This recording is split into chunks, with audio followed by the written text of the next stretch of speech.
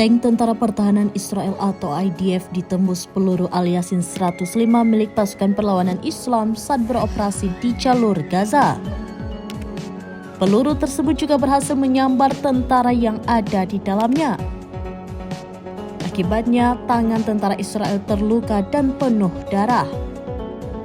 Hal itu diketahui dari video yang diambil dari kamera yang terpasang di seragam salah satu tentara itu. Video tersebut bocor dan beredar di media sosial pada Minggu 9 Juni 2024. Dalam video tersebut tampak tentara Israel itu terluka. Dengan tangan penuh luka dan darah, tentara tersebut berjalan tergesa untuk mendapatkan pertolongan. Tentara tersebut juga terlihat dikerubungi oleh sejumlah rekannya sebelum mendapatkan pertolongan. Beberapa rekannya pun terdengar memberikan support semangat.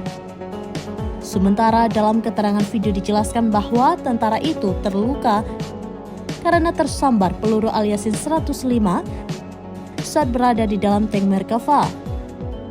Dalam keterangan rekaman itu mengatakan video itu saat mereka terkena peluru Al-Yasin 105 saat mereka berada di dalam tank Merkava.